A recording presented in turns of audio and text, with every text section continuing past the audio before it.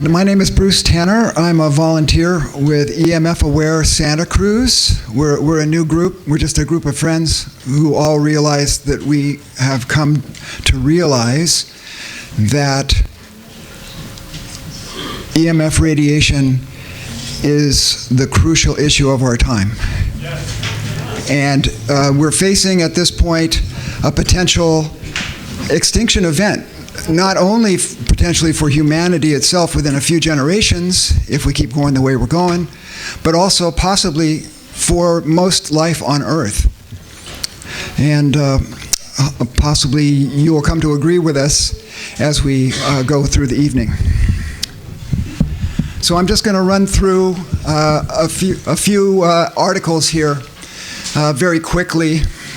We have a limited amount of time. We got to move along. So.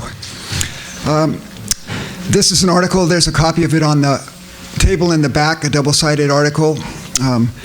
There's 40 copies back there. Krakow hears of heart cancers and corruption while the UN promotes wireless technology and the White House weighs tax cuts and less red tape for 5G. Three scientists speaking at the city's Hall of Sessions told the international audience of the threat posed by microwave technology to human life amid environment and political corporate corruption. Krakow remains the only municipality on the planet to entirely protect its citizens from the dangers of electromagnetic radiation pollution. After 45 minutes of exposure to pulse 2,450 megahertz microwaves, 2 microsecond pulses, 500 pulses per second, 1 microwatt per centimeter squared. That is below the FCC allowance.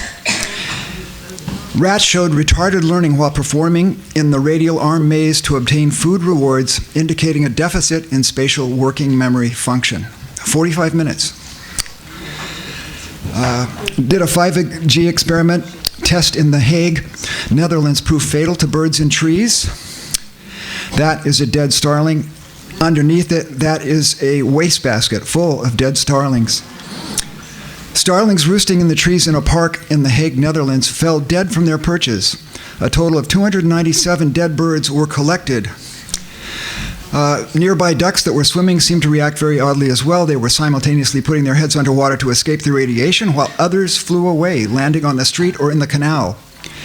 It appears a 5G mast was being tested to see what interference could occur where RF radiation was tested with a peak frequency of 7.4 gigahertz. That's at the very low end of the 5G range. Incidentally, when I was looking online about this article to try to find more sources, I found that this has been completely debunked by Snopes. I'm sure you'll be glad to know. Paul Doyen of EMF Refugee received an email from Ryan Hart who says the following. I live and work near a county-owned cell tower in Watsonville at 370 Airport Boulevard. For 6 years now, I could not explain what myself and employees have been experiencing: ringing in the ears, lack of focus, insomnia, short-term memory loss, irritability, and headaches. Does any of that sound familiar? Heart palpitations, heart pain, anxiety attacks, rapid weight loss, nausea, intestinal disturbances, swollen lymph nodes, increases in allergies and sensitivities, weakened immunity, and so on, leading to cancers, brain tumors, heart disease, diabetes, and numerous neurological disorders. These are all symptoms of electromagnetic sensitivity. However, it's now well known that people who don't have sensitivity yet also experience the same physiological symptoms that the sensitive do. So more and more of us will be becoming electromagnetic sensitive as it goes on. And here we go. Bay Area City blocks 5G deployments over cancer concerns. The city of Mill Valley, a small town, you know where it is, voted unanimously last week to effectively block deployments of small cell 5G wireless towers in the city's residential areas.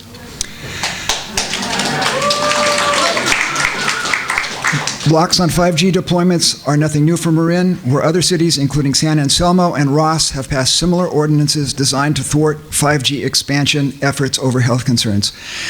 This is great. There is awareness rising, but the very strong possibility is that authorities at the state or federal level, particularly the federal level at this point, will try to override these decisions. Petaluma sets cell phone tower policy. Petaluma officials recently took proactive measures to rework the telecommunications chapters of the municipal code, implementing zoning ordinance and strict regulations when wireless carriers like AT&T and Verizon try to expand in the city. Each facility must be at least 500 feet from any residence and no less than 1,500 feet from another tower, which does not work for the 5G agenda, by the way. 5G agenda essentially needs a small cell every 500 feet to operate. 5G is already linked to rising health problems, concerns about health calamity on the rise. Outside the lab, firefighters and others exposed to 5G devices say that they are already experiencing negative cognitive effects, including confusion and memory issues. More concerns about what the long-term effects of the near-constant radiation bath provided by 5G networks are continuing to grow, and for good reason. 5G or fifth-generation technology promises speeds of up to 100 times faster. Firefighters from San Francisco say that they began experiencing an array of unusual side effects after 5G equipment was installed around their firehouses. Symptoms reportedly included memory problems, extreme memory problems, and confusion. The firefighters say the symptoms only stopped after they relocated to different fire stations without 5G devices nearby. Scientist Mark Steele says that there's been an uptick in reproductive issues and other health problems since the city's new wireless streetlights were installed. Miscarriages, stillbirths, nosebleeds, and insomnia are among the consequences he's reported observing in the community. We are seeing babies dying in the womb as these transmitters are situated outside people's bedroom windows. A recent large-scale government study, which has been completely put down the memory hole, a $25 million study carried by the National Institutes of Health's National Toxicology Program has shed light on the very real dangers of cell phones. The NTP study focused on exposing rats to two types of radiation emitted by cell phones for a 9-hour period each day. The radiation bath began while the rats were still in utero and was continued until the rats died a natural death. An expert review panel analyzed the findings and were shocked to see that the radiation from cell phones was linked to an increase in tumors of the brain and heart. Heart tumors have never been reported previously before the onset of EMF radiation. Additionally, the reviewers also observed a statistically significant increase in damage to the heart muscle.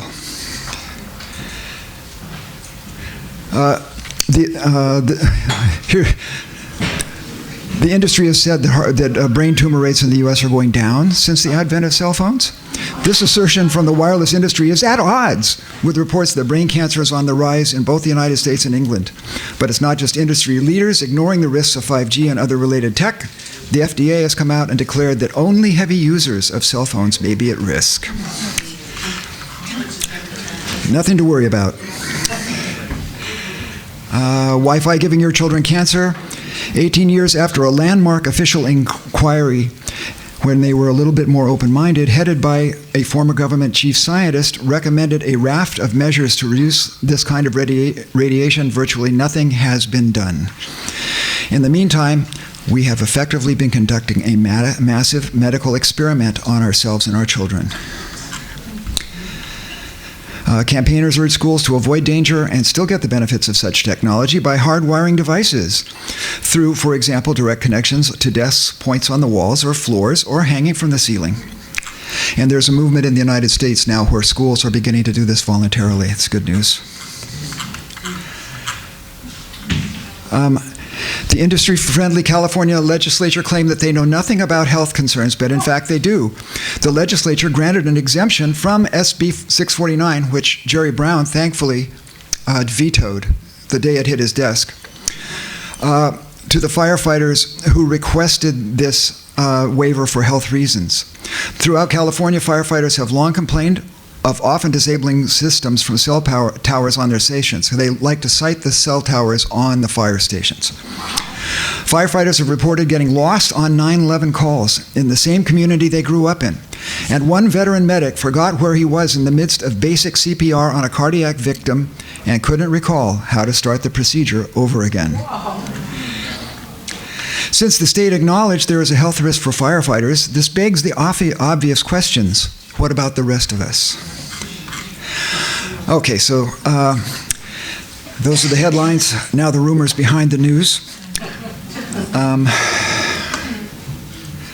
I've got some videos, and then we're going to have Karl Maret. So here are some wonderful promotional films from Verizon.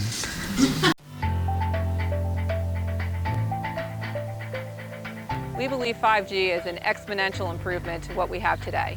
This year is the year that we're going to offer a commercial product to our customers.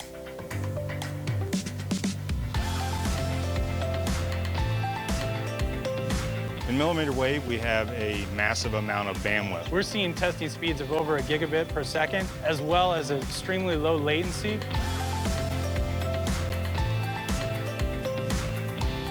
It's really high frequency, so everybody thinks it doesn't go very far, but it's a really big pipe, and so that's what allows you to gain the super fast speeds.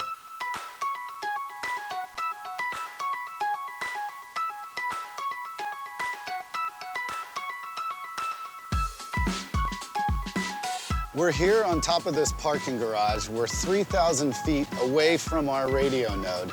The cool thing about this is we did not move the radio node. It's pointing down to serve the customers in that area. But here, even 3,000 feet away, we're still getting gig speeds.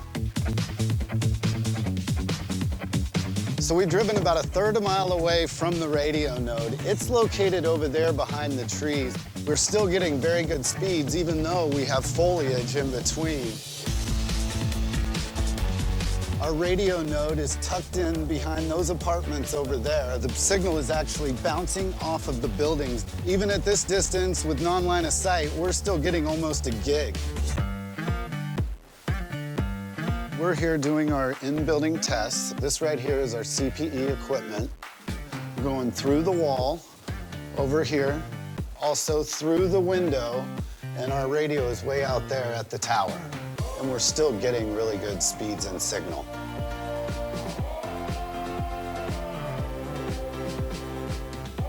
Essentially, what beamforming does is compensate for any signal loss by switching automatically to the strongest beam. The selection of the beam is done instantaneously, so you get really solid coverage using millimeter wave spectrum. What we've learned over the past year is that the millimeter wave signal is much more resilient than anyone's expected. This is going out to customers, and it's got the Verizon name behind it, so it has to be reliable and robust. Right now, we're only using half of our spectrum. I'm excited to get this build-out completed and unleash the full potential of 5G.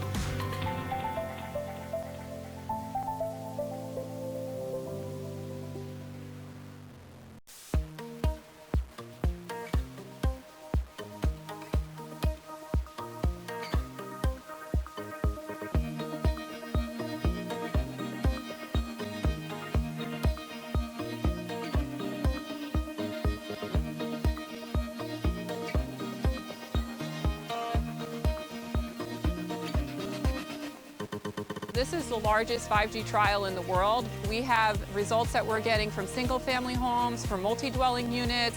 We have varied distances between the home installation to the radio on the pole. We've proved that not only can you get coverage within line of sight, we also have virtual partial line of sight and no line of sight that we've been able to get 5G into the home with. One of the main components of the 5G technology is utilizing millimeter spectrum. What it provides us is a much wider bandwidth, essentially like a wider highway to put your data on.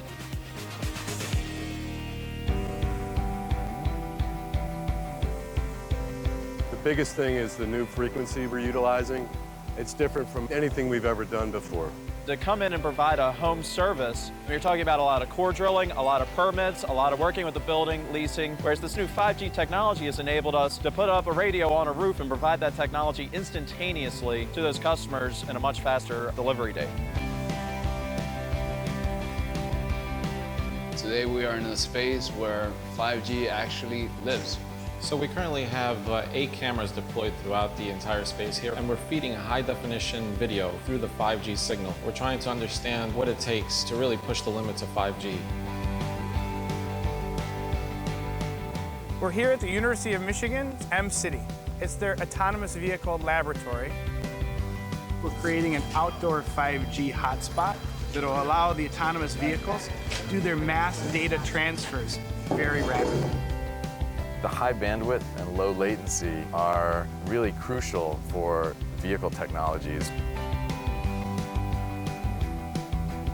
In other markets, they have been deploying the nodes on utility poles, whereas we are placing our own poles in the right-of-way, just like this one behind me here. The cool thing for us is that we call this an integrated equipment pole. It's all very self-sustained. This is one pole. As the poles get built out, the fibers are connected from the radios to the CRAN, and then we light it up and get subscribers on.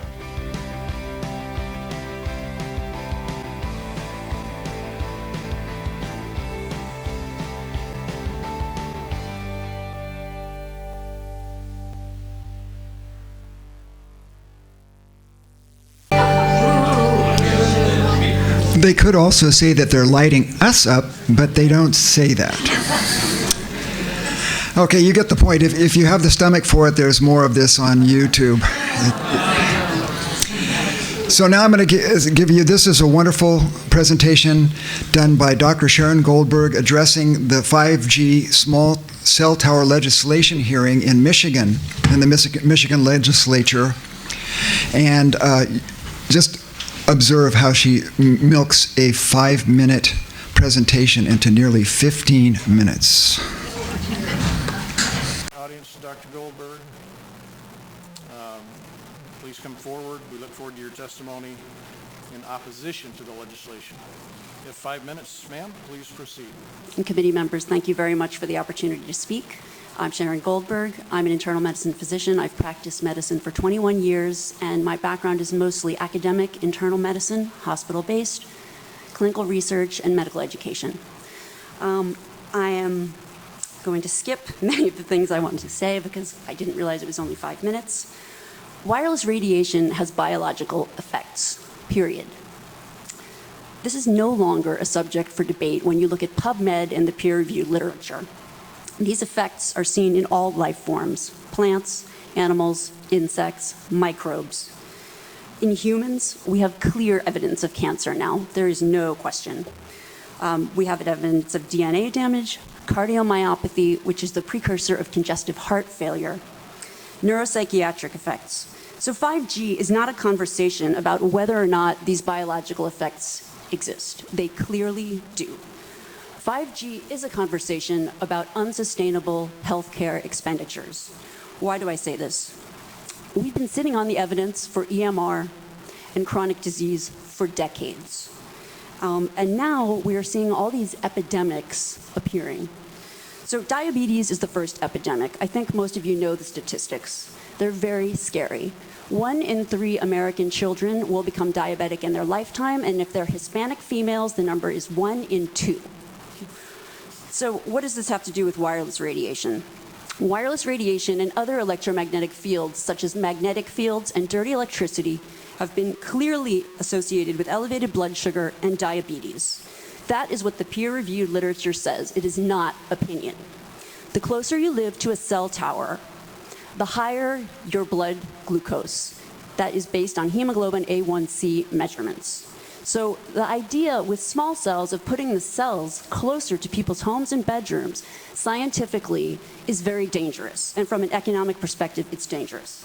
And you may not know this. I was shocked to find this out. But the way you create a model of diabetes in rats in the lab is by exposing them to 2.4 gigahertz. And this is not for long-term exposure.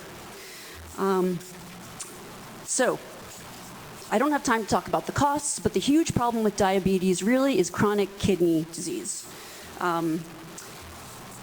End-stage renal disease, the worst complication of diabetes, leads to hemodialysis. Hemodialysis is an automatic qualification for Medicare.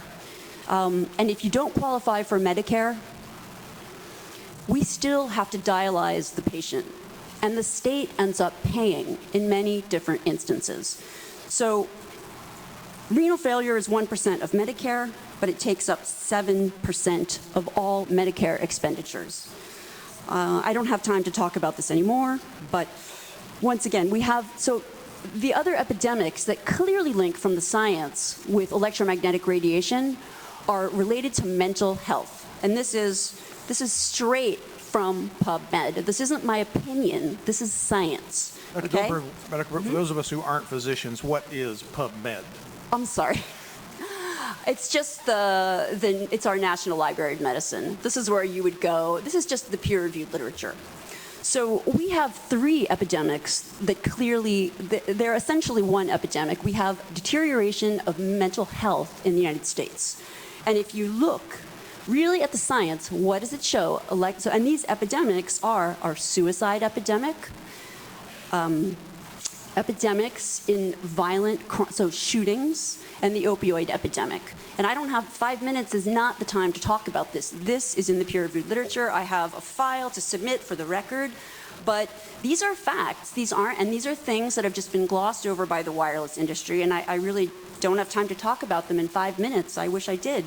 But we need to examine our epidemics in the context of our EMF exposures. What does that mean?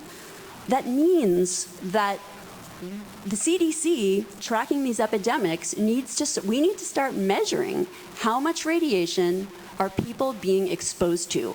And before we roll out 5G, and this means there are 4 kinds of electromagnetic fields that we know are harmful to human health. So radio frequency radiation, magnetic fields, dirty electricity, and electric fields, okay? Our exposure, any given person, and all humans are affected by EMFs. Our given exposure has nothing to do with the research that my colleagues are going to cite, with the National Toxicology Program. That is an assessment of the risk of 1 cell phone in the near field, okay?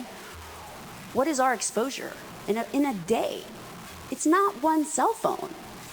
It's cell phones, it's multiple wireless networks, it's smart meters, it's cell towers. It's this sandwich, and it all adds up.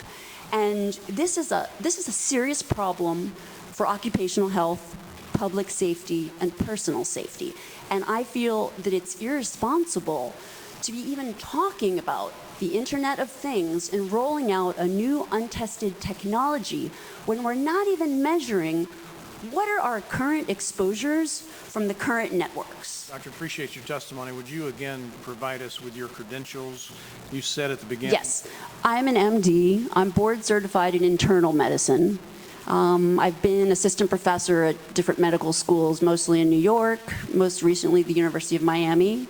And I got interested in electromagnetic fields after my administrator at the University of Miami gave me a new iPhone. I used it for 20 minutes on speaker, and my finger was burning at the end of the call.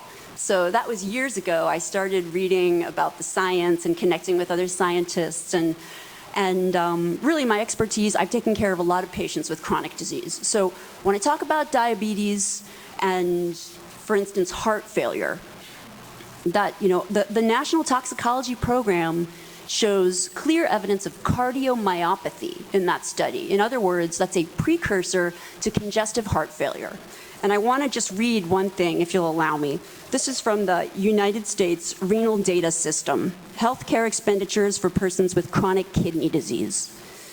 So over half of the 2015 Medicare spending for beneficiaries aged 65 and older was for those who had diagnoses of CKD, diabetes mellitus, or heart failure. All 3 of these conditions, when you look as an independent scientist, not someone who's funded by wireless, all of those 3 conditions are linked. So diabetes and heart failure are linked with EMF exposures. It's very clear. Doctor, what are you're a trained medical professional? Yes. We don't have one on the panel. What are we to make of the American Cancer Society, for example, telling us there's no evidence of harmful product? Well, at this point, there's a national and international 5G appeal. I don't know how many thousands of people have signed. But the point is that many of these organizations have conflicts of interest. And I can't speak to, I don't know who's on their board, who made these decisions. My testimony comes from, I've been reading this literature for years. And really I got interested in it because I've spent my career taking care of so many patients who were sick in the hospital that when I found out about the links, I was just shocked. I couldn't believe it. So I've read these articles myself, and the experts who don't work for telecom and who are in their independent research, everyone comes to the same conclusion. This isn't, we're not in a place where we should be debating this anymore. This is exactly what happened with tobacco. It's the exact same thing. And really, right now, the only people protecting, the only people who are able to protect Americans are our legislators. Because we don't have any relevant regulatory guidelines to protect human health. The FCC guidelines were developed for short-term exposures, 6 minutes, 30 minutes, depending on it's a phone or an outdoor exposure. And they have absolutely no connection to the biological effects that have been very clearly summarized in the Bio Initiative. That's a huge document generated. All of the summaries are there. And I've got it here for you if anyone wants to read it. I have very concise summaries and abstracts documenting everything that I'm saying. So I know there are plenty of people here that are probably rolling their eyes, but in academic medicine, we have a name for what's happening now with 5G. This is called, and what has happened with wireless communication, this is called, 5G is an untested application of a technology that we know is harmful. We know it from the science. This is, in academics, this is called human subjects research. Human subjects research is very tightly regulated. You can't just roll out some type of a research project on human beings unless, A, you have their informed consent, so they understand the risks and benefits, and B, you have the approval. Like someone has actually, examined the literature and said, okay, this research project, we believe that it's safe. There's no evidence in the science to indicate that it would not be safe. We have decades of evidence to show that it is not safe. Thank you, Dr. Goldberg. Thank you. And very briefly, if you can, what do you mean by conflict of interest? I mean that, so I've taught, one of the things that I taught in medical school is evidence-based medicine, so teaching medical students and residents how to critically evaluate the literature, the science. And one of the first things that you teach residents is that you always have to look at the funding. So, and you can read about it. Marcia Engel, the editor of New England Journal, just wrote a great op-ed in the New York Times about researchers who are funded by private industry. The results of their research are much more likely to support whatever it is that is being funded. That's clear. Representative Garrett has a question. Yes. Good morning, doctor. Just a really quick question. What is the normal RMF that individual could be exposed to, and if these small cells are installed, what is the prediction of how much RMF the human body would experience? And then the second question would be, if we know that RMF is a issue, do we limit the amount of exposure that somebody with cardio issues in the hospitals, whether they're going through a CAT scan or so, are we limiting that because we know that just small cells alone is not the issue? It's, as you talked about earlier, it's the sandwich. So give me the normal levels, what the prediction is that the human body would experience moving forward. Well, I'm so glad that you're asking that question. And the answer is that, well, no one's measuring. And that is the problem. That's the problem. Because we have, and the way I think about this is in an occupational health perspective. I think about, because people go to work, and so for instance, your exposure will depend on what you do in a given day. So if one cell phone causes cancer, clear evidence of cancer, DNA damage, heart damage, Well, what happens if you work at an airport? What happens if you work in a stadium where there are 100,000 people coming to watch a football game and everyone's using their phone at the same time? And so the problem is that we have a very, very systematic, clear, empiric way to measure these exposures, and it's a discipline called building biology, and we actually have someone here trained in building biology, and I asked him to bring the meters. If anyone after this meeting is interested, I can show anyone exactly how we measure, okay? But that is the problem, that we don't measure, and there are certain situations relevant to public safety where we really do need to be measuring, with firefighters, with airline pilots. Because when you activate microwave radiation inside an enclosed metal space, you get amplification, you have increased power density. So think about it, an airplane, everyone's with their devices, every device is emitting radiation, and the access point is right next to the cockpit usually. So what does this do to pilots? What does this do to firefighters? We already have a submission to the FCC from Susan Foster about firefighters that were unable to function in the line of duty. This is from 2013, after exposure to a cell tower that was put up near their station, and they also have two-way communication devices that they wear. So we have to measure these exposures. That is the start, and not go ahead and roll out a whole bunch of Internet of Things with more devices that we're not even measuring what we're exposed to now. Doctor, thanks for your testimony. Thank you.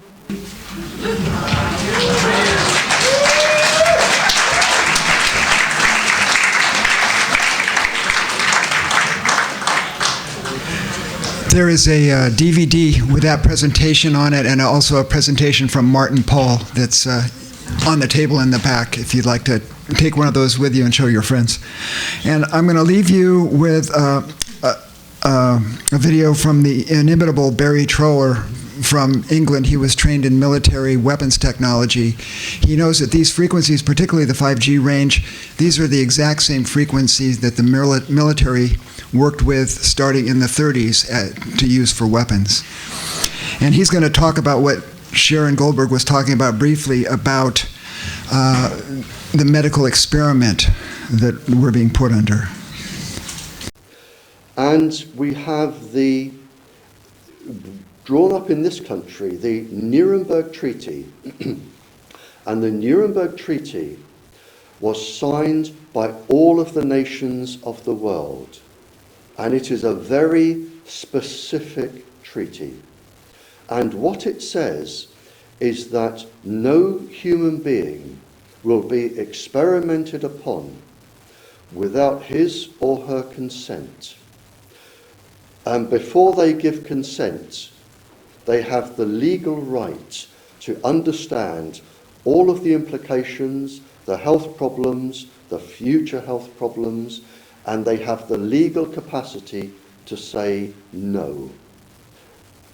There is only one exception with the Nuremberg Treaty, and that is a doctor such as yourself may experiment on his or herself only. That is the only exception. It is Section 5. So no human being is allowed to be experimented upon. Now, what the World Health Organization have said is that they are watching the adult population till 2015, the children's population from 2009. They are watching to see how many cancers, how many illnesses, how much neurological damage. It is a scientific health medical experiment. And in their wording, you can read that it is an experiment, the wording they gave to the European Parliament. So what I would suggest to countries or people, they can, and again, I'm not trained in law, but I would argue that they can invoke the Nuremberg Treaty and say, I do not wish to be a part of this global experiment. We signed the treaty, and therefore you are breaking international law. That is my interpretation of what can be done. There is also one environmental law which very few people know of. I think it was published in 2004, but seemed to have been lost and buried. But it is definitely there. And it's a very good one. It actually says that anybody who damages an environmental water supply, a habitat, an environment, any animals, any nature conservatory, what's the word I'm looking for? Any nature conservation area, sorry, any nature conservation area, they say that is against European law now to damage any ecosystem, any environment. It is against European law. And it says the causer will pay the principal. In other words, if we have caused the bees to die, the crops to fail, the farm animals to die, the whole of the reparation bill can be sent straight to the mobile industry if they are taken to court and it is proven in front of a jury that they are guilty. They can be made to pay the principal.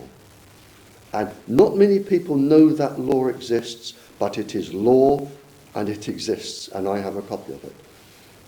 You raised some very, very interesting points there, not least the disappearance of the bees, the colony collapse. Are they linked to the mobile phone industry? Yes, without a shadow of a doubt, and I'll tell you why. That's part of a 2-hour interview, which you can find on YouTube in segments. It's just amazing. And now we're going to go to Karl Maret, who's going to tell you about the health implications of EMF radiation. Who's the person being interviewed in that video so we find it? Barry Trower, Trower. There are quite a few videos on YouTube with him. Thank you all very, very much for attending tonight. I think this is a very important topic that will probably affect you in this lifetime, your children, your grandchildren, and I'm taking this really seriously. Last time I talked to everyone here was when the smart meters were coming in, and some of you might remember that. I'm trained as an electrical engineer, a biomedical engineer, a medical doctor, did postdoctoral research, including going to the top with our equipment to Mount Everest in 1981, where we did the first research on top of Mount Everest. And we have a clinic in Aptos. So 5G and the Internet of Things, to me, represent a clear and present danger of electromagnetic radiation because it's going to be faster, it's going to be ubiquitous, it's going to interconnect everything, and there's no safety guidelines.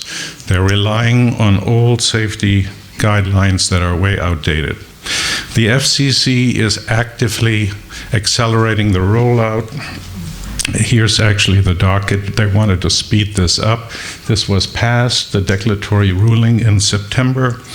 And basically it's giving governments, including Santa Cruz government, Board of Supervisors and so on, new shot clocks. That means in 60 or 90 days they have to have it approved. Nobody can stop it.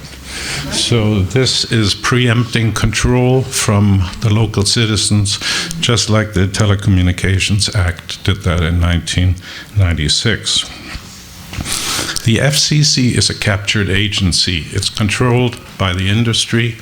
This little booklet that you can get for 99 cents on Amazon, done by the ethics department of Harvard University, Norm Alster, exactly outlines why the FCC is not protecting you. In a recent article, there was this quote, and it said that 5G is really being created for the machine's needs in mind.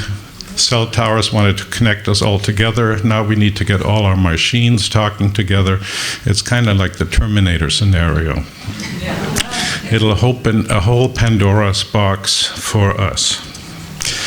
What are these features? Well, you've heard some of them in these videos. I won't repeat them too much, but basically you're using high-frequency technology, millimeter waves, which is a fractions of an inch, and this will be integrated from 4G, which is fourth generation, which is called long-term evolution. That's an interesting term, isn't it? To 5G. And it'll use, as I'll show you in a minute, phased array antennas, beam forming. It'll be just like a Star Wars scenario with higher power in localized beams that will potentially affect you more than you think, even though the industry says, oh, well, it's actually lower, but it's lower when you compare it to an omnidirectional, in all direction radiation. In this case, it's being directed because of the antenna arrays. We use this in the military, specifically when I was in the Canadian Air Force as a military officer. So it'll be having higher speeds. They're starting around 24 to 28 gigahertz. Remember, this is also using technology that's integrated into all the lower frequencies.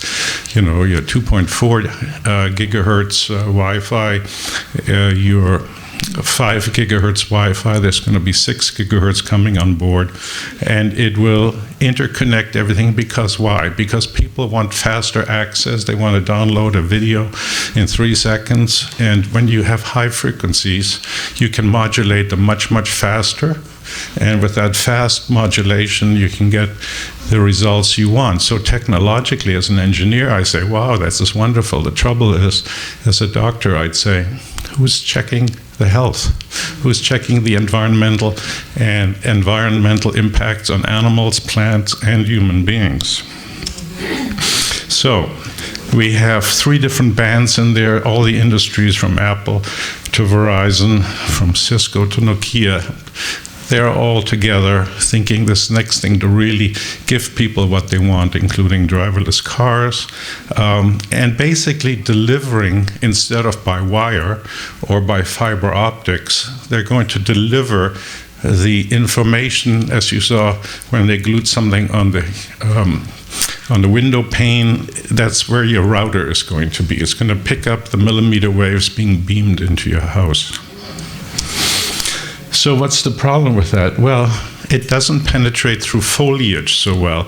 It doesn't penetrate through trees, through building walls, and everything else. The lower frequencies are much better at that, even though they were trying to show you how great they can send a signal through a tree there.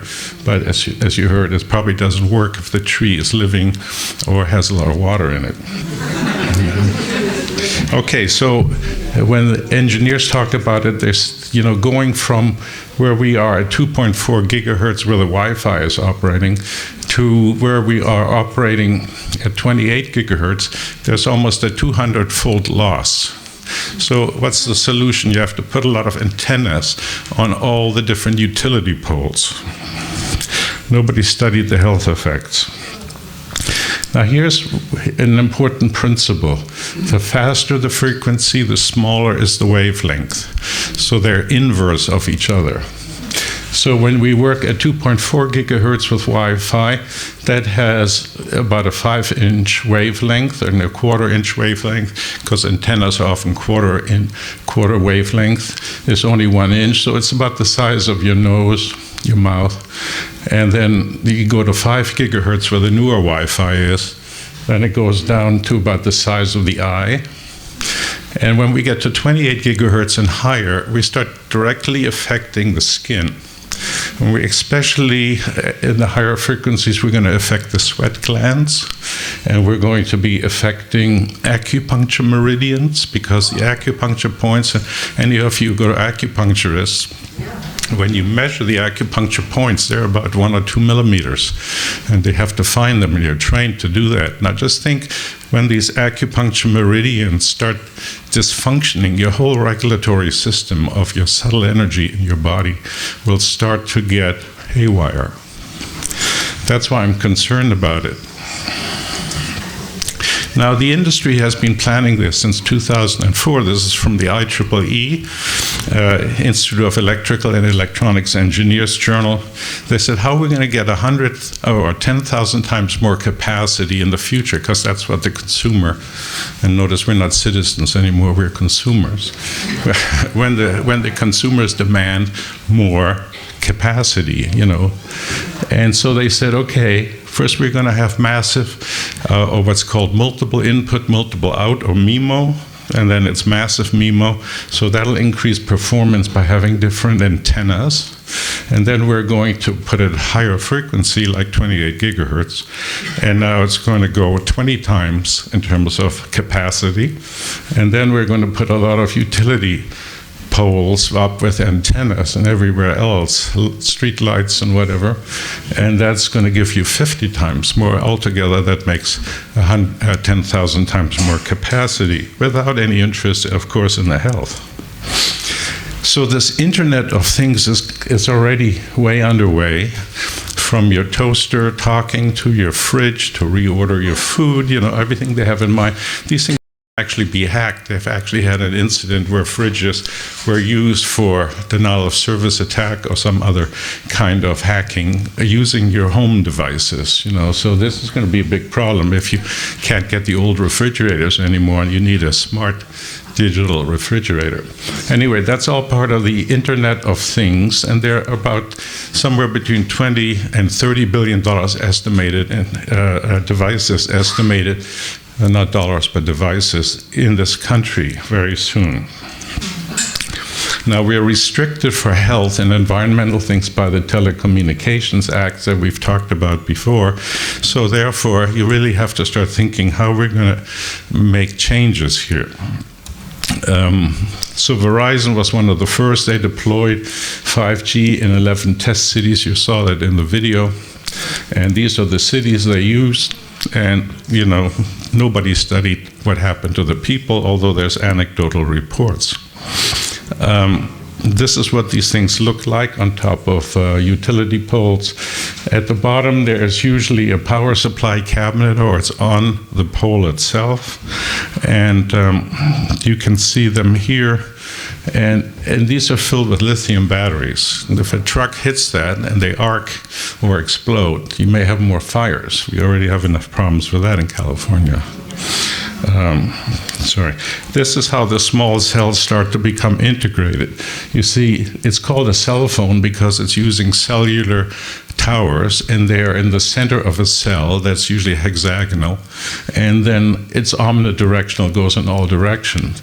Now we have to put a lot more cells in there, and I shouldn't talk as if I'm doing this, but when I say we, I mean we as the citizens of this country are experiencing this. That's what I meant. So we have these wireless networks of the future, are these microcells, and they use different technology. So right now we are operating up the top left there, below 3 gigahertz for all our communications mostly, and now we're going to go up there in the new 5G bands. Now, what that's going to use is something called MIMO, multiple input, multiple output. We already are using that right now in your 5G, your 4G and your 3G phones. It's not really new. It's just going to get much more intense because they're going to have more and more of these little antenna things that you see on the bottom right there.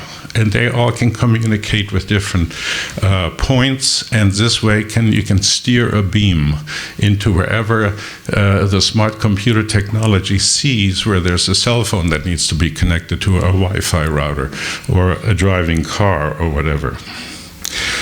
Now, this massive MIMO is basically then sending these beams out to specific users, as you can see here, and these different antenna arrays.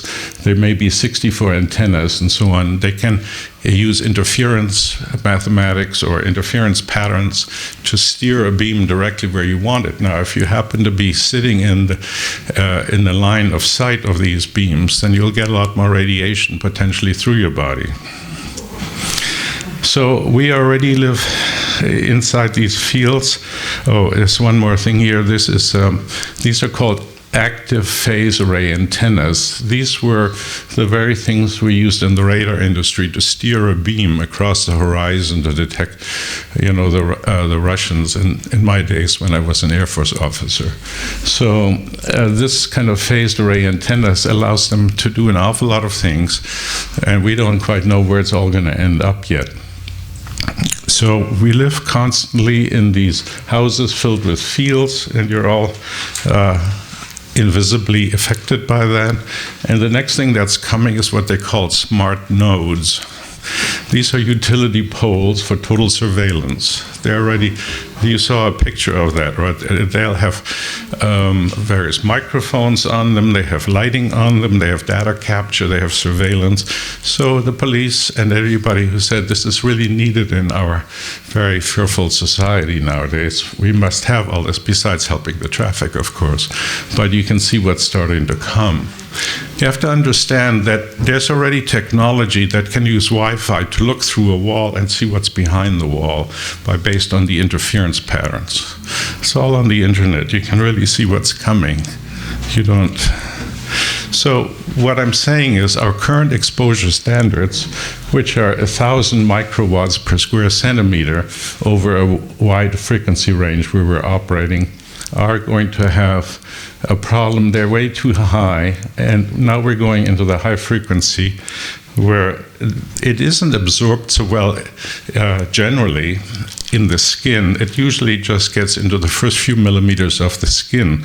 But I can show you a picture later, I think I skipped over it, where there's actually a system already developed that's called a non-lethal weapons system.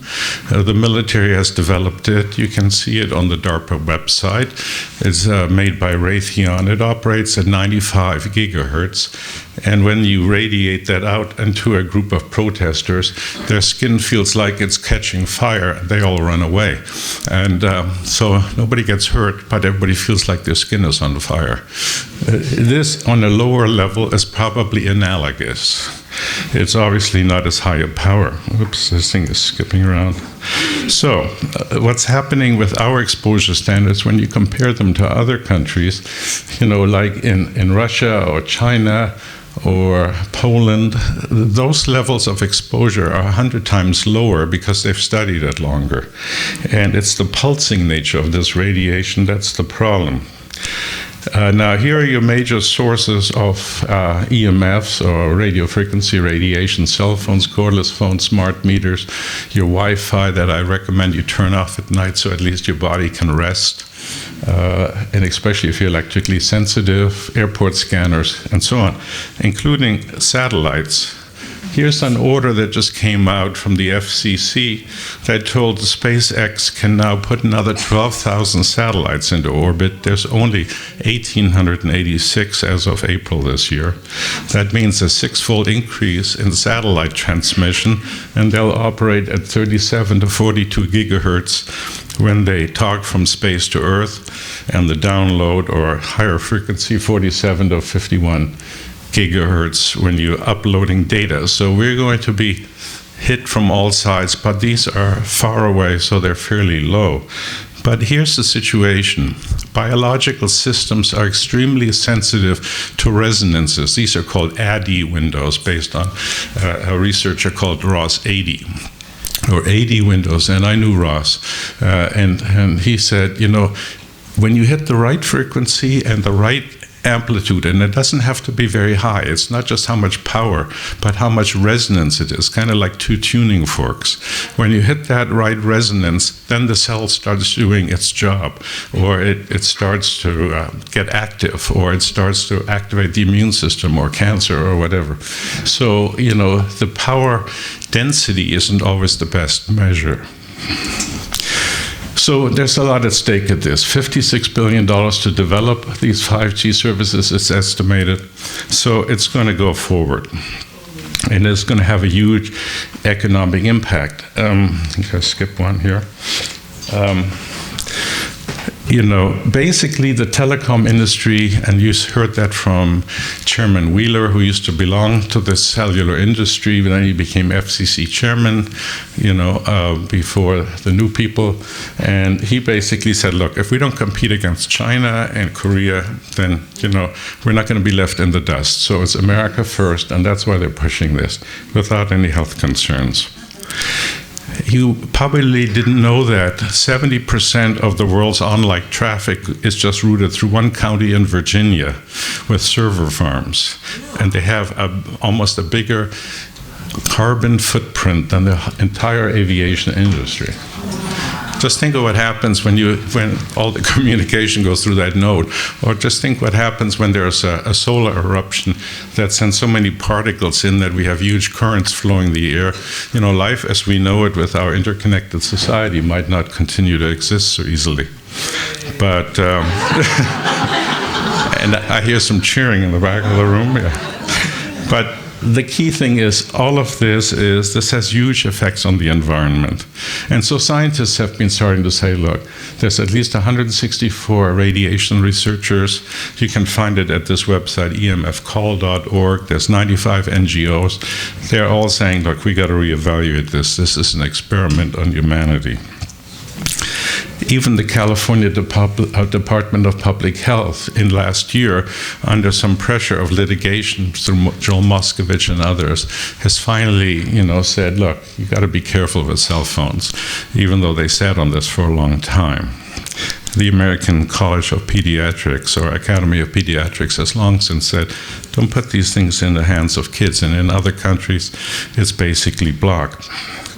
Robert Becker, who was the author who studied this extensively, wrote the book called The Body Electric. He said he felt that electromagnetic fields were the greatest source of concern for the future, greater than global warming and chemical elements. And we know that everybody here now has chemicals in their body. And the people who have a lot of that often get electrically hypersensitive.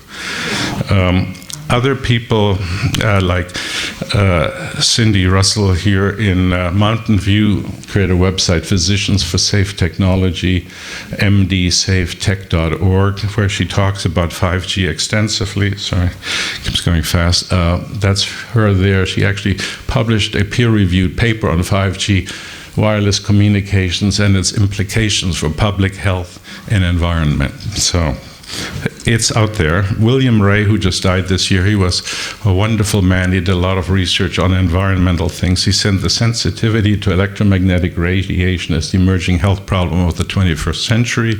It's imperative that we all learn about it because the health stakes are significant. And here's a picture from a Swedish group that shows where people in different countries were considered, where they studied it. And they said the prevalence used to be about 3 to 5% of the population is electrically hypersensitive. That's like allergic to the environment, especially EMFs.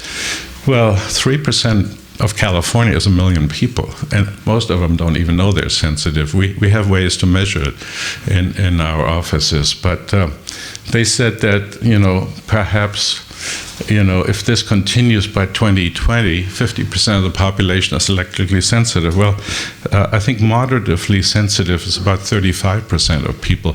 Very sensitive is only a small number, and these are the canary in the coal mines. And these are the symptoms you see of electrical hypersensitivity that you've heard before, from memory loss to difficulty concentrating, to sleep problems, to movement. They can be caused by many things, so most doctors don't have training in this.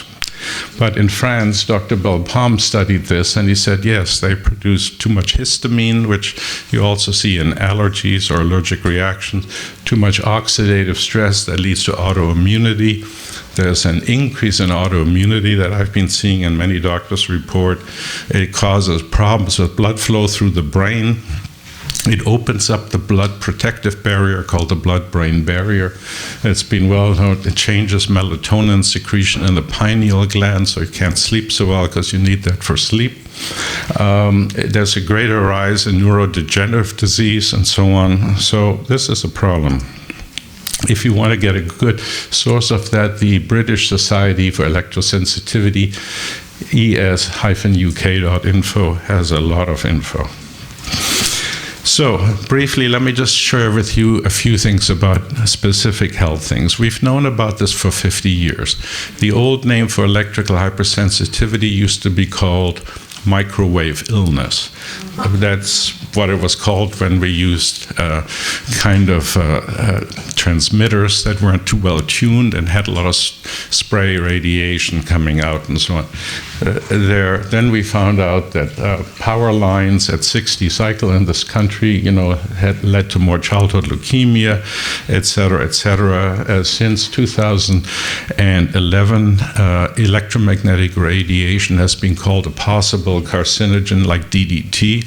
It's on the same category. So what's vulnerable in the body? Well, your brain, your eyes, potentially the thyroid gland, the heart. We heard about heart tumors, schwannomas they're called, in the heart. I'll show you that in a minute. The immune system, the skin, and especially the reproductive system. And at the cellular level, it's, rusting, oxidative stress, essentially. The DNA being damaged. Single strand breaks, double strand breaks, an interruption of programmed cell death. Every cell should not be immortal. The only things that are immortal are cancer cells. So, if you don't have proper dying off of cell lines, then you get cancer.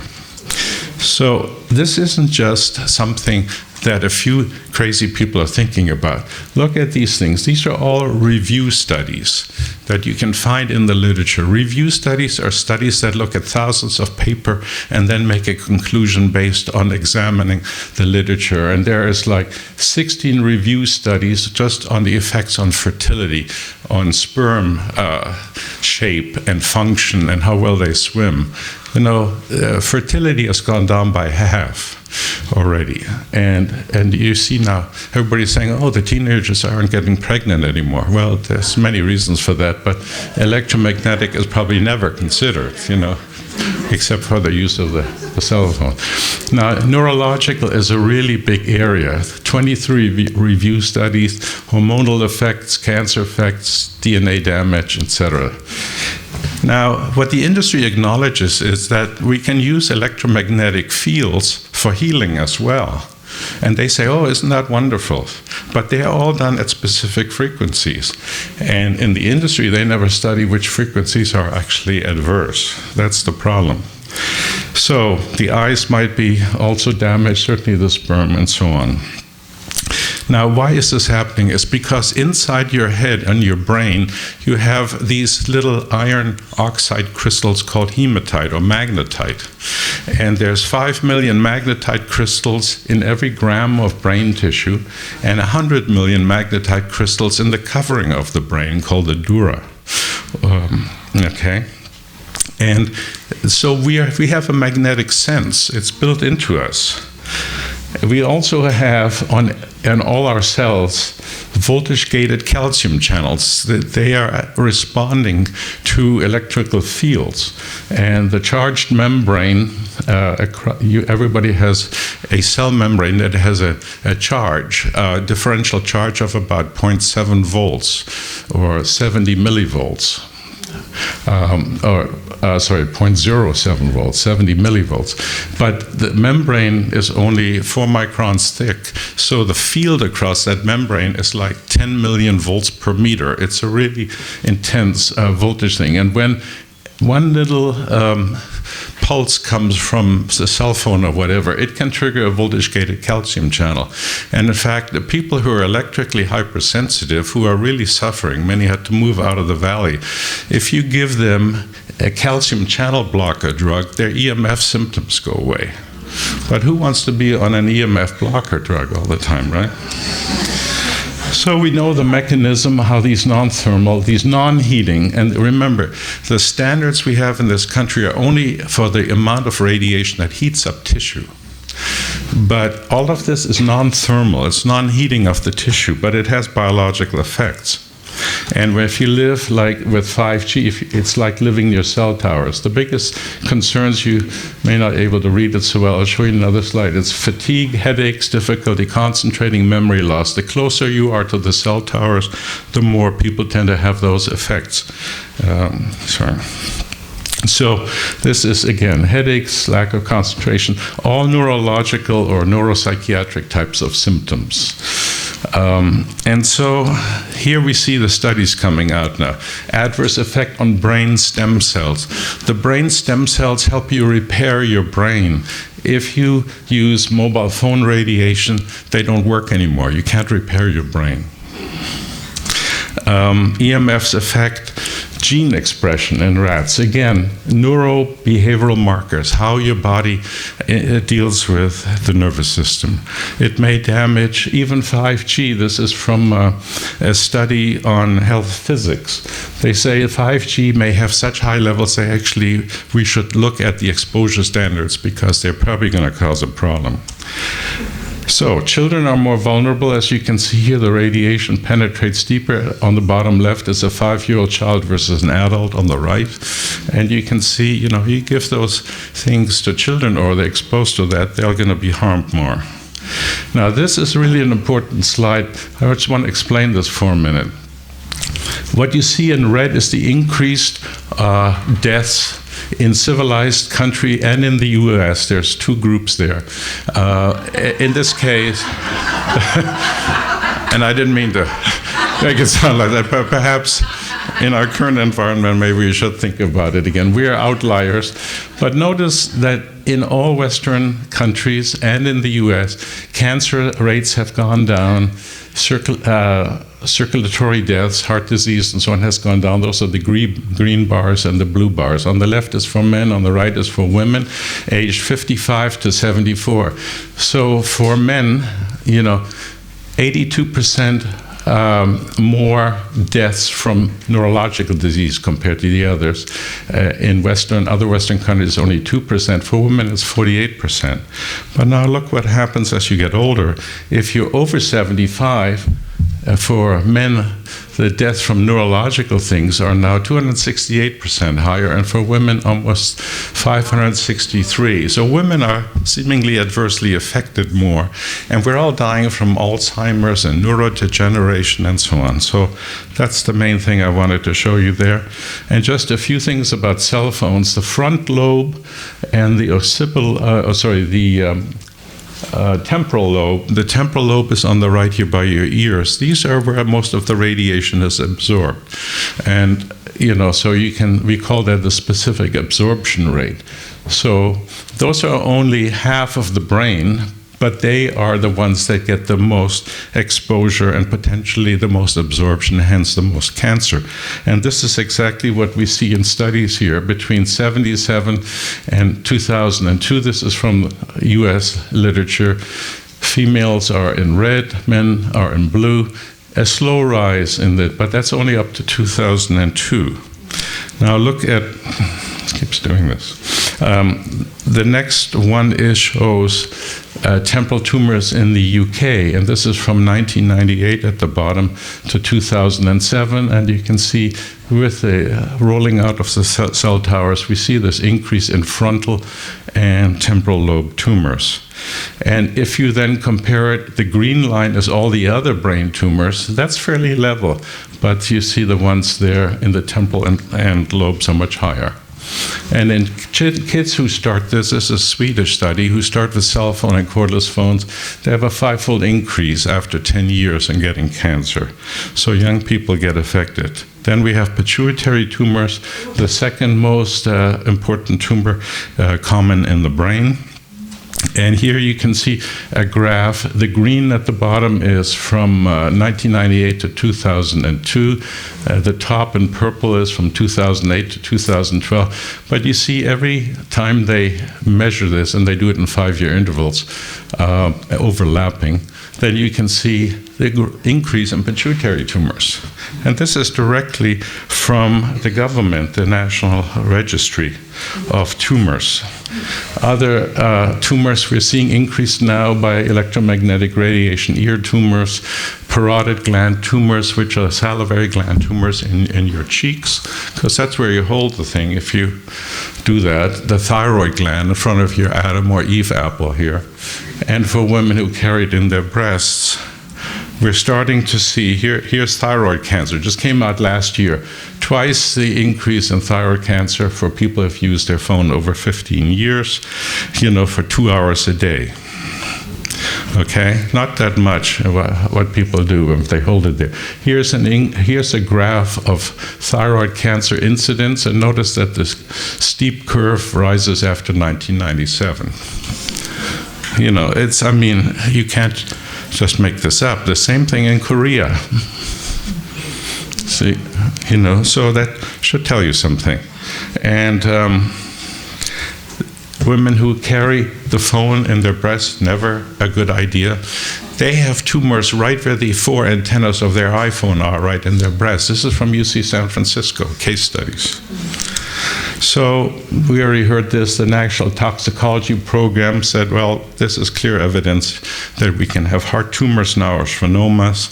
The Bioinitiative report talks about all of these things. You can get that at bioinitiative.org. These are all the scientists who are studying this, who aren't being listened to by the industry.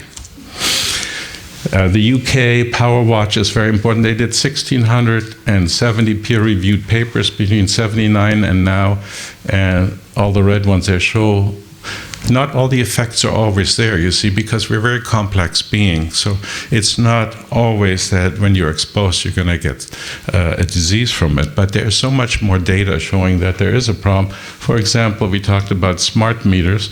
And when you look under the blood of 3 people, which is the red blood cells are these little circles, and they should all be separated. If you expose them 2 minutes, 1 foot away from a smart meter, you can see what happens to their blood.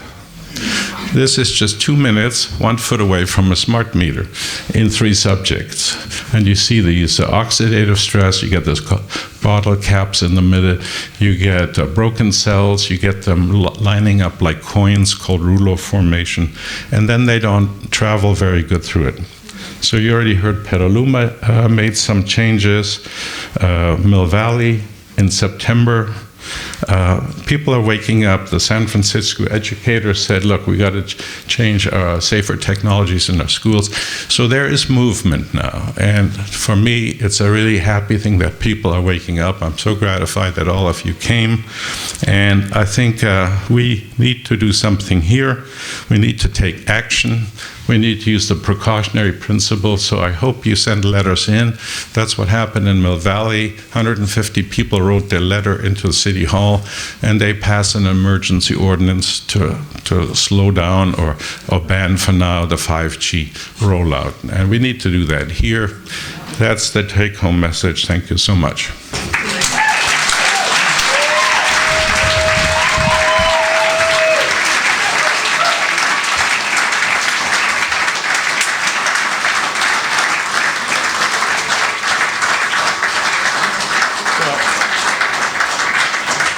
I think there's a couple of other healthcare providers want to speak, will be speaking, and then we'll have questions. So I'd be happy to answer any question along with the other gentlemen and people here. Yeah, first we're going to hear from Marketa Bilkova. And she is an acupuncturist in Santa Cruz. And I'll let her take it on. Good evening. My name is Marketa Bilkova. I'm an acupuncturist. I've been in acupuncture. Okay. I've been an acupuncturist for 18 years. I'm from the Czech Republic. I attended medical school in Prague, Czech Republic. I've been a professor at the Five Branches University for the last 10 years. And I wanted to speak about some of the things that I'm seeing in my practice that's related to electromagnetic fields. One of the primary ways that a Chinese medicine practitioner evaluates a patient is that they feel their pulse. And not just the pulse rate, but the different qualities of the pulse. The shape of the pulse wave, and it reflects what's happening within that person's energies field, within their scalar field. And we have been seeing increases in several pulse qualities, and it's very, very consistent with the signs that you've just been presented. What we're seeing 2 qualities. One of them is called a choppy quality, which is a quality in which the pulse doesn't feel smooth, but it feels rattly. There's a sort of the classical books describe it like a knife scraping on bamboo, where it's like, and it's associated with a poor movement of blood, where the blood is getting stuck, which is, you guys just saw the Rollo effect, right? That's been described in Western medicine. The choppy quality used to be really, really rare and started showing up more in the 90s. Now, I happen to have the privilege of practicing Chinese medicine at Five Branches University, which happens to be sitting right under a cell tower. And I have an office at home in Happy Valley where there's not a single cell signal. So it's kind of like I have a no EMF office, and then I go over there for one day. So I see the differences in the pulses and how much more chaotic the pulse is in the really intense EMF field. And it's really interesting. Stefan Buhner, I don't know if you guys are familiar with his writings, but he says, the cells, we use electromagnetic fields to communicate. And so when you go into these really intense electromagnetic fields, things get confused. The chi gets really confused. And that's why we get these sort of inconsistent effects. But there's the sort of more subtle communications are starting to malfunction. The other pulse quality that we see a lot is called a leather quality. And that one is even sort of scarier than the choppy one, where the leather one it's a pulse that feels very, very hard on the surface, very forceful and hard on the surface, which is sort of the superficial aspects of your chi. And then when you press through the pulse, you're going to feel emptiness. That's a leather pulse. It's very, very weak on the deep level, so the organ level, the level of your essence, sort of your energy reserve. That is what sort of determines your longevity, your life expectancy. And previously, these leather pulses were almost non-existent. And we would see them in people maybe who had radiation for cancer, or maybe in people who were long-term cocaine users, in which that sort of stimulant effect of the drug would sort of cause them to burn up their yin. And now we're starting to see them more commonplace, especially in people who've been exposed a lot. And then you start to see that, and along with it goes sort of atherosclerosis and cancer risk and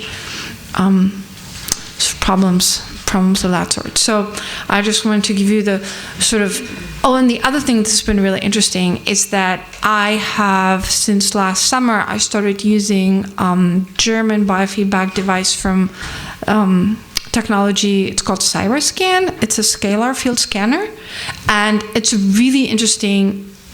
It will give you the EMFs that the person is being affected by. So it'll give you the specific frequencies that will show up. And I had a patient today who lives near a cell tower in an apartment building. It's kind of like we saw in the movie with the lady doctor who was testifying, how it's stacking. And then I see it stacking in the person. I mean, she had over 40 signals of different frequencies affecting her, and then who knows how that is all coming up together. So yes, it's a very serious situation. And I wanted to say, what was the name of that device again? It's called CyberScan, CYBER, CyberScan. Thank you. Yeah, and it's really interesting because sometimes you can see, like, when people come for a treatment after a flight, then you can really see the radars that it will say airplane radar. You'll get readout on the airplane radars. It's very funny. And, or sad, And I want to close on a more optimistic note was, well, what can we do, right? The main thing is limit exposure, right? Which is sort of limited in our capability, but there are a couple of things. One is make sure that you are replete in magnesium. So taking magnesium will help a little bit in terms of sort of stabilization of the calcium channels. That will help a little bit. And then negative charges. So earthing or using earthing technology, walking with your bare feet, going to the beach, using something like a biomat does help. It undoes the rollout. It gets the cells that have been stuck together by the EMFs, it gets them unstuck. So that's another thing. But ultimately, it's about limiting exposure. Thank you.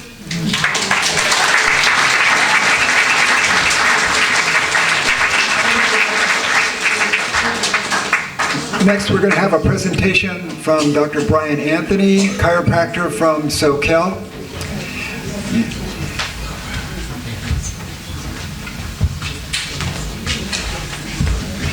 It's great to see so many people in support, inquisitive, wondering what's going on. And in my practice over the last a little closer, okay. So in my practice here over the last 35 years, I'm seeing cases of pituitary tumors, adrenal gland tumors, things I've never seen before. And, I'm wondering what's going on. And I've learned a lot tonight from Dr. Maret. I was going to read you a little piece about phased arrays, but, I think you guys got the gist of it. This is some bad technology. Turn off your wireless routers before you go to bed is a really good piece of advice. You can even throw the breaker switch for the room that you sleep in and just get rid of all the dirty electricity around you when you're going to bed. Have a battery alarm clock. Make sure that the cell phone is in airplane mode when you go to bed. Real basic things. I like her idea, Dr. Marketa's idea also of boosting magnesium. Just about everybody I check is low on magnesium. And yeah, getting replete on that is a full-time job, but you can soak in it, you can ingest it, you can rub it on your body, mag chloride. Some people can tolerate that. So fight back.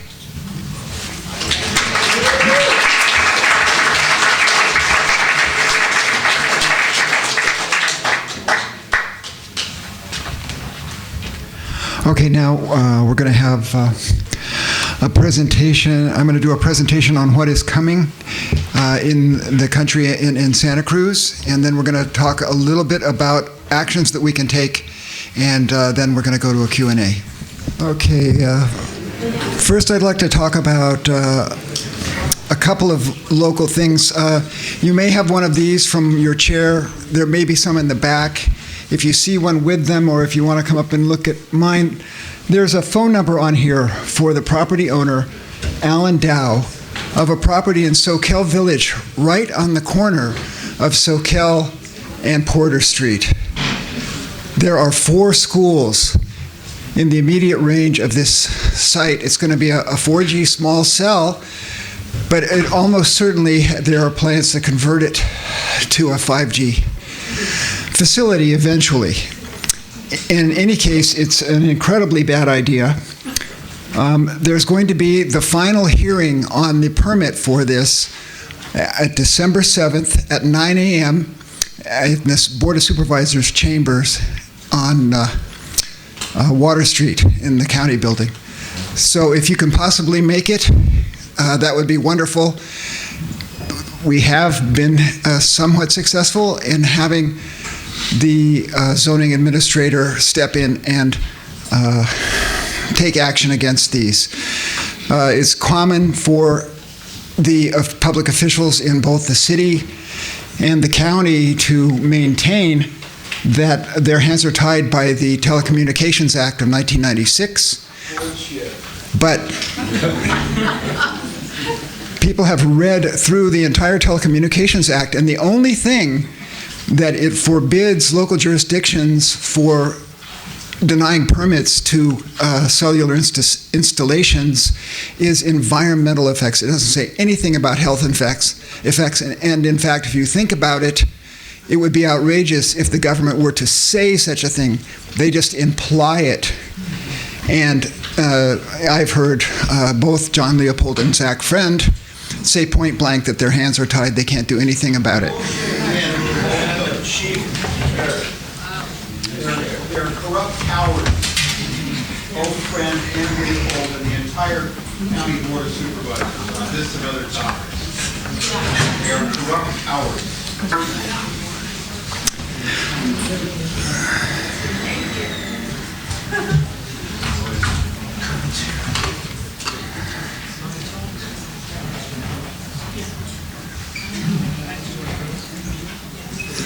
Okay, in Santa Cruz, it's quite common for public officials also to say that there are no plans that they know of, there are no permits in place for 5G installations, and not to worry your pretty little head about that. But I was at one of the so-called broadband community, which was a marketing meeting for wireless cellular service and also internet service, mostly by a direct point-to-point radiation microphone technologies. And this is a brief video of the AT&T customer service sales representative, Dr. Betty Saxon, on the 29th. I don't know what the date of the video was. It was last month, and so here's what she had to say. Only 1 in 5 days. Currently, we are in negotiations with the city of Santa Cruz on 5G. In order for us to build that out, we have to enter into an agreement with the city so that we can use existing infrastructure rather than putting up new poles. That's going to take some time. That's normally like a 6-month kind of arrangement. So let's say mid-2019, we finally got an agreement. We would probably start building the latter part of that, or maybe not even until 2020. Now, I want to go back and address the emissions. That the standard is set by the FCC. That is true. But what I will say for AT&T is that even though the standard is set here, we emit even lower than what the standard allows. So we take all of that into consideration. We know that we're going to be trying to push 5G further out into the neighborhoods rather than put up larger macro sites. Nobody wants a tower in every neighborhood, but the 5G rollout is the most sensible solution. And it's also very cost effective, not only for a carrier to build out that way, but also the more you deploy, it's kind of like the economies of scale. Everybody kind of gets a reduction on what it's going to cost them. So we have not entered into discussions with the county yet.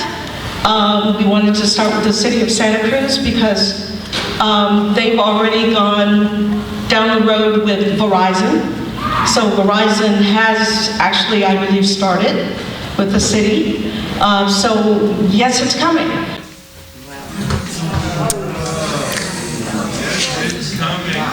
So, yeah. It was the second of a series of 4 scheduled meetings that are called broadband community meetings. The first one was up in Felton. This one was at Aptos High, and this was last month at Aptos High. And there's 2 more. Bruce McPherson hosted the one up in Felton, and Zach Friend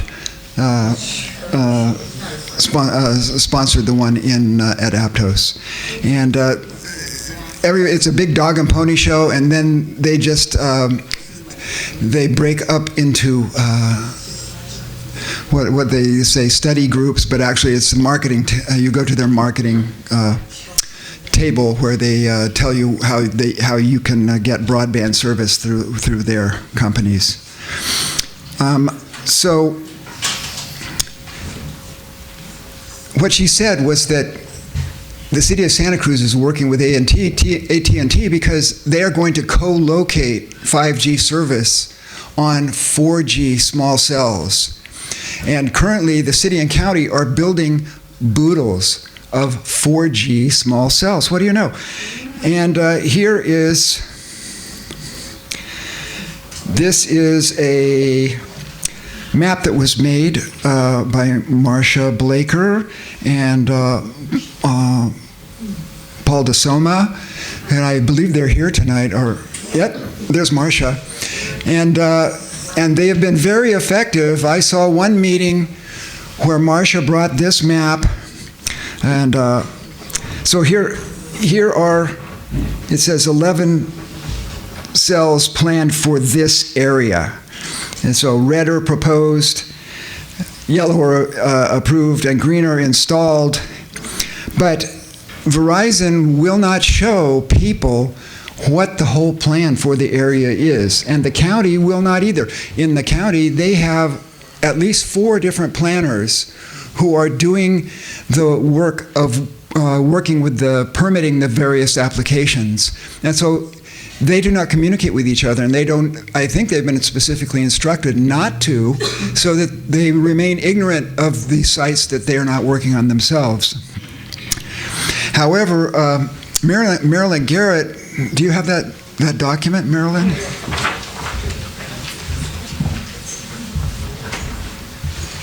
This is Marilyn Garrett.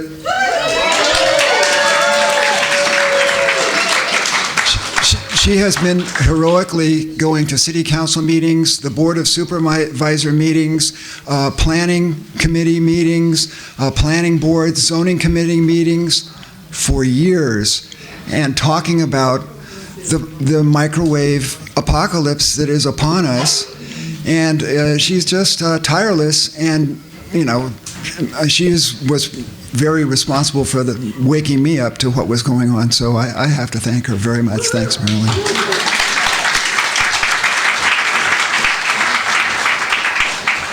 So anyway, this is a document from a few years ago, prepared by Verizon Wireless RF Engineering. And this is proposed sites, permitted sites, and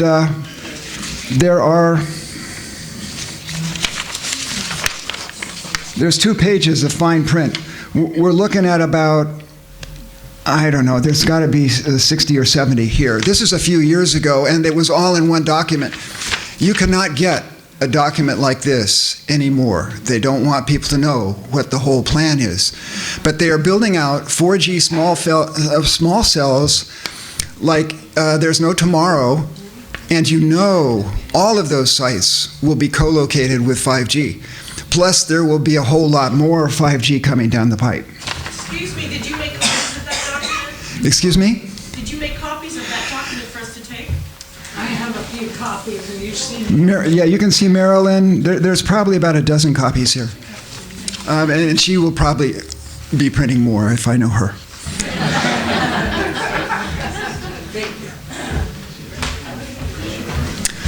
So, that flyer is available. I wanted to have some here tonight, but there was a lot to do and I didn't get to it. But I actually have a version that I can email to you. If you wanted to give me your email address, I'd be glad to do that. One of those proposed towers is right out this door. Right, that one has been, they have relented because of contacts, because John Leopold has contacts with the Grange, and he wouldn't want to be a bad neighbor for the nice people at the Grange, and so they have relented, and they will not be putting out that particular mast here. Yeah, it's not going up. So let's. Yes, right. So anyway, the flyer for this event said that the FCC is now moving to interfere in local jurisdictions' ability to permit cell sites. And this is an article on the FCC approves 5G rollout related reforms. So It says the declaratory ruling limits state and local government fees for wireless infrastructure deployment to reasonable costs for processing applications and managing rights of way, including specific fee levels for small developments.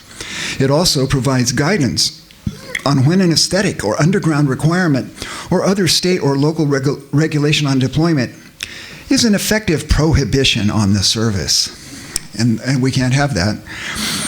The report and order establishes a shot clock for decisions on small wireless facilities, 60 days for co-location on pre-existing structures, and 90 days for new builds. Have you all heard of a shot clock? Hold up your hand if you know what a shot clock is. A shot clock, not very many of us do know that. A shot clock is a schedule that starts ticking the moment an application is completed with an official government agency. And it gives them, in this case, 60 or 90 days to permit and authorize these installations, or there's a presumption that they need to be installed. So the local jurisdiction loses its authority.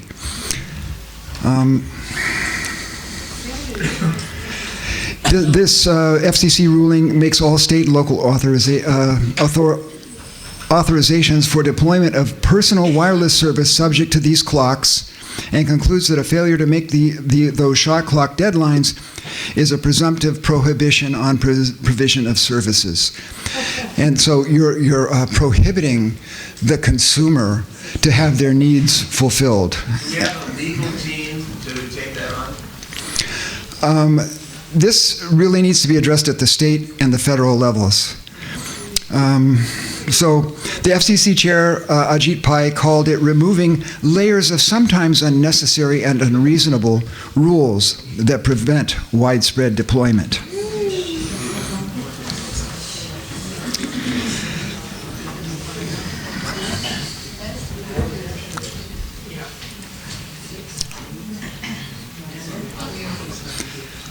And also, here's what's going on with the U.S. Senate.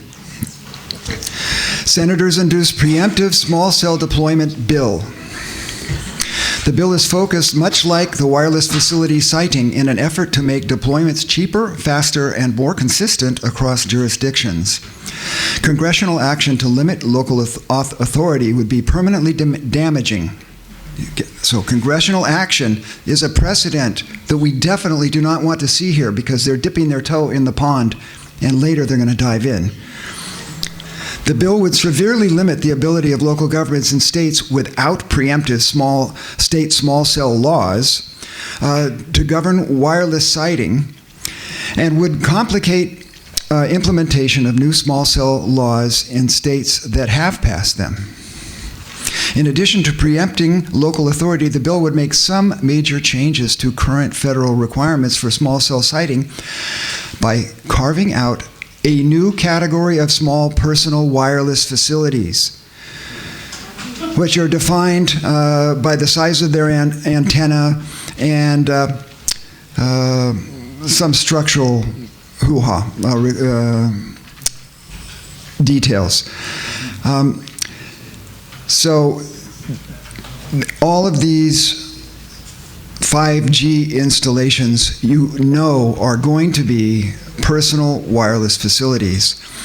They are planning to install smart pavement that emits 5G radiation. They are planning to to create these sites that look like manhole covers at ground level. And they like that because it goes under the foliage. They say, oh, it goes right through the foliage. Well, no, it doesn't. Not if it's raining, for sure. So it also modifies the application shot clock to be 60 days for co-locations and 90 days for new sites. Cities would have 10 days to notify applicants in writing if their applicant is incomplete.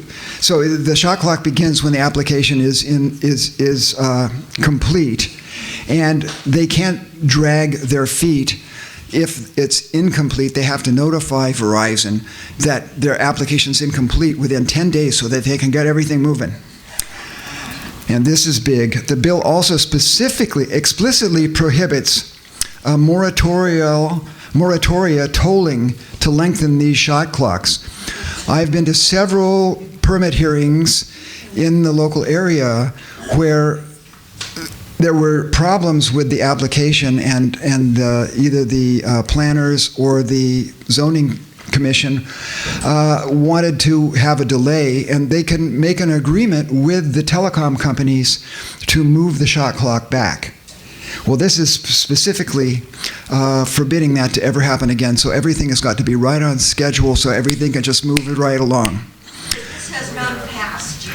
This is not passed, and they've been forced to modify it and to reduce some of the draconian measures involved, but I will be very surprised if this does not pass. But Can we write a congressman about that? Can we, absolutely. What is the bill number again? I'm sorry, it is Senate 3157.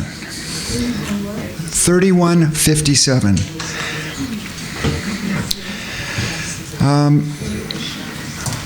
So again, it's going to create the small personal wireless facilities.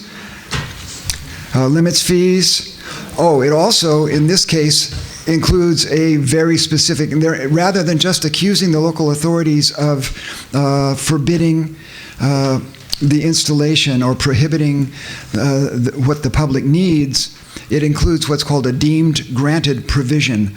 So if the local jurisdiction doesn't comply, thank you, sir, yes, sir, with the application in accordance with the shot clock, the application is deemed granted, and the telecom can go ahead with installation. This would also appear to preclude agreements that have been made recently in San Jose, California, with AT&T and Verizon, which was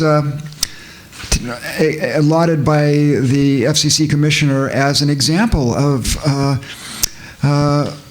wonderful things that could be worked out between local jurisdictions and the telecoms. So when you see what happened in Marin, when you see things that are being done, there are things that have been done up the peninsula as well. San Francisco used aesthetics to stop a lot of small cell installations a couple of years ago, and that was upheld in court. They don't like this. If you heard what they said about latency, latency is the amount of time that it takes for a device to connect with the internet via the wireless system, and 5G has latency which is less than 1% of the latency of 4G. It's extremely fast. It's amazing technology. It truly is, except it's incredibly toxic. And it is absolutely, absolutely necessary to have 5G everywhere, and I mean everywhere, in order to roll out the autonomous vehicle agenda. They need it. And they are not going, in my opinion, 5G is a bridge too far. It is waking people up in big numbers. But they don't like to throw in the towel, and they're not going to throw in the towel until public opinion and public action makes them say uncle. So let's make them say uncle.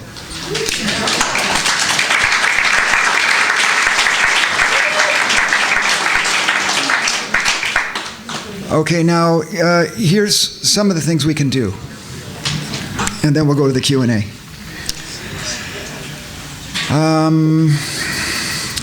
Actions we can take.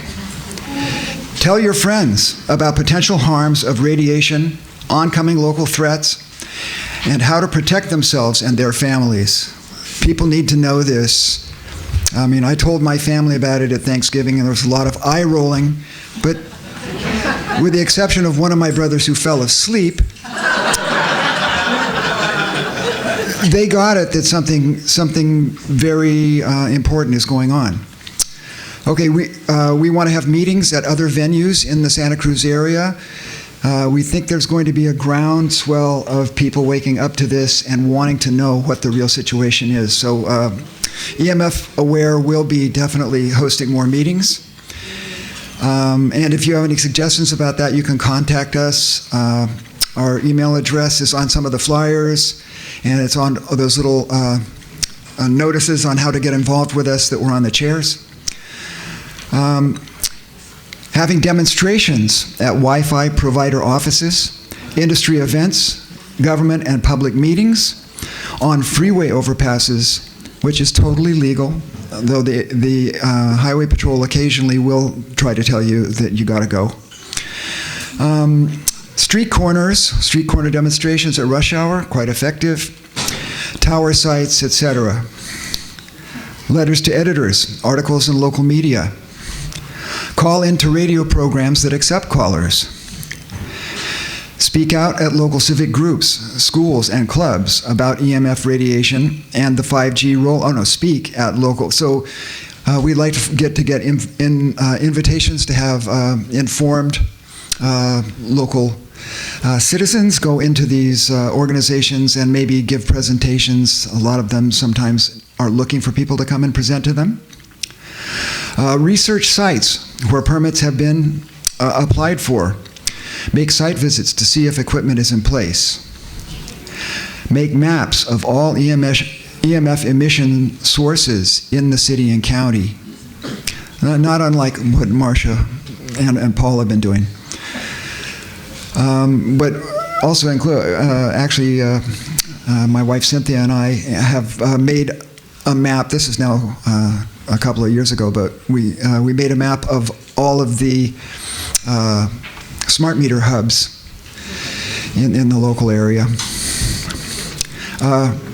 Write letters of protest or notification of proposed installations in neighborhoods to people leasing sites, such as the gentleman in Soquel, who basically will not return your calls, but Rima Anthony was fortunate enough to actually be able to speak to him, and she got a non-responsive response from him. But nonetheless, the more they understand what's going on, the more likely they might be to change their minds. The previous man who was going to install a cell tower in Soquel, at one point he finally read the contract that he had already signed at that point, but there hadn't been disclosure of the terms, and he found out that the terms of the contract included the right for Verizon to change the terms of the contract at will.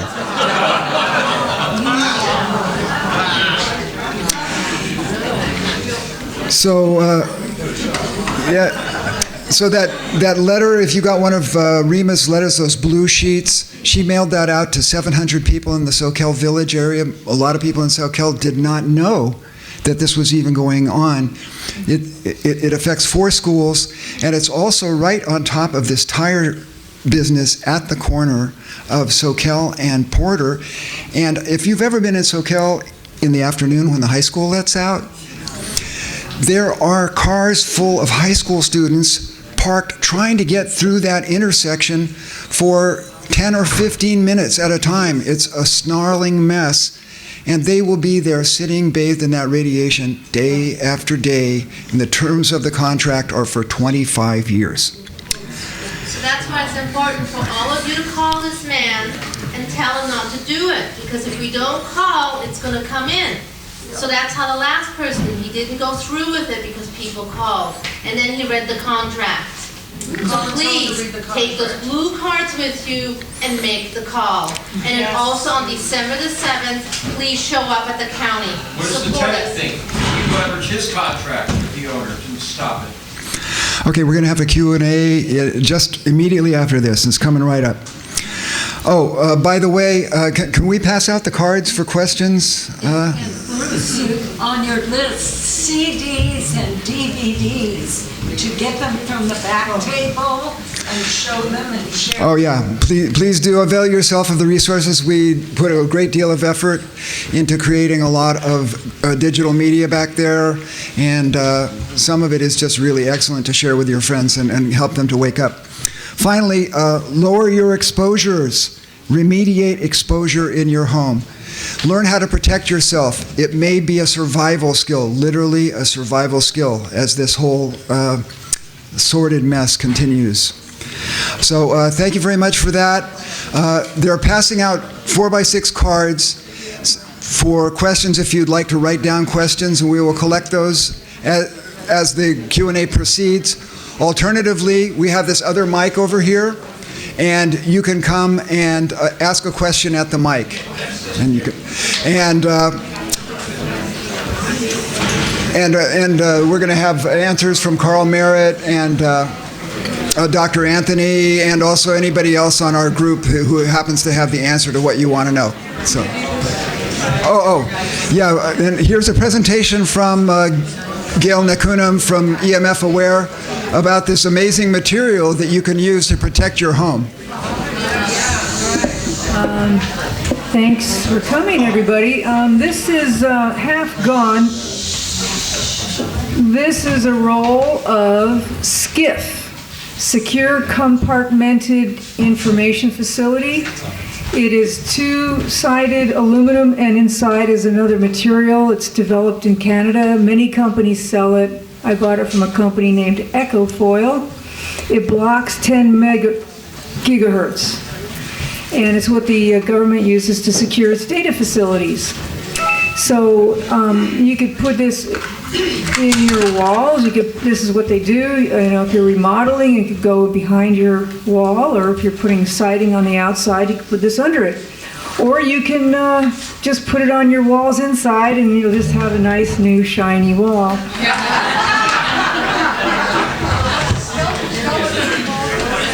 It's called SCIF. Yeah, Secure Compartmented Information Facility. I cut up a few samples. If you want more than what I cut up, just tell me afterwards. And you can put these around your credit cards, I guess, and around your cell phones. You ought to be able to good blockers. So.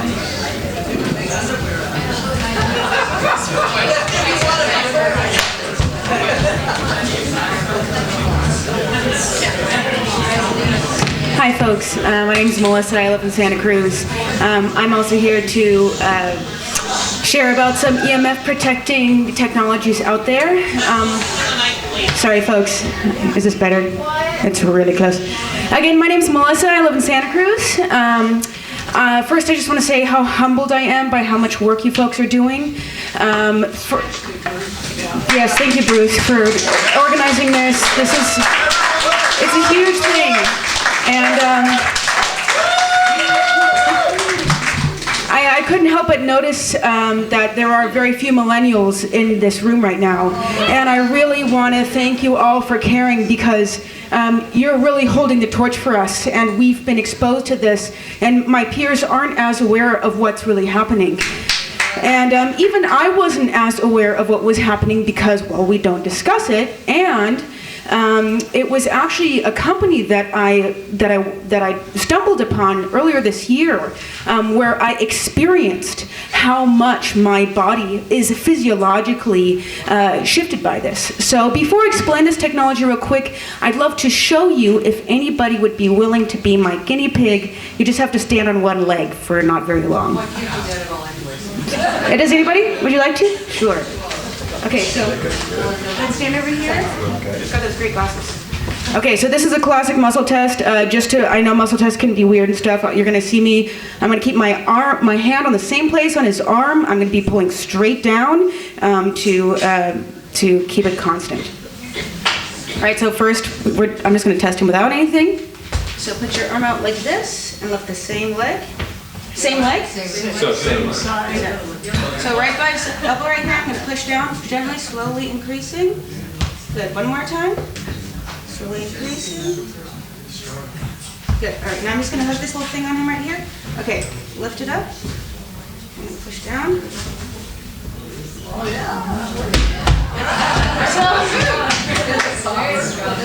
So it's not copper, it's not magnets, thank you. It's not copper, it's not magnets, it's not ions. This is any metal or mineral goes through this modified MRI machine, as you may know, a magnetic resonance instrument machine, and for about 20 hours. So this gentleman has actually developed with a team this technology. It essentially imprints the Earth's frequency. As many of you know, the Schumann resonance, 7.83 hertz in here. And as Karl mentioned, that this is that frequencies we tune to whatever we are. This is essentially a tuning fork. And so you see, instantly balance and strength works, but really the proof is in the pudding. This company's been around for almost 10 years, and we have almost, right now we're at over 750,000 testimonials of people seeing a decrease in pain and all the symptoms you saw, mostly lots of pain and brain symptoms, ADHD, insomnia, carpal tunnel, all kinds of stuff. At least I'm sorry? What's this stuff called again? It's called Mystech, mystech.net. So mystech.net. And if you want to support your local young person, I'm going to be here, and I can also give you a discount code, and I'm going to stop there so everybody else can, but I'll be right over here, and thank you so much. Yeah. I'm sorry? It depends. You can get a level 1 or level 2. Level 1s are only $25. Level 2s depend on how fancy they are. You can even send in your wedding ring and get that charged. It just has to be a metal or a mineral, essentially. The discount code, actually, my name is Melissa, and Melissa means honeybee in Greek. So honeybee is the discount code, and that's more magic because the honeybees, as we know, have also been largely influenced by this. Thank you so much, everybody.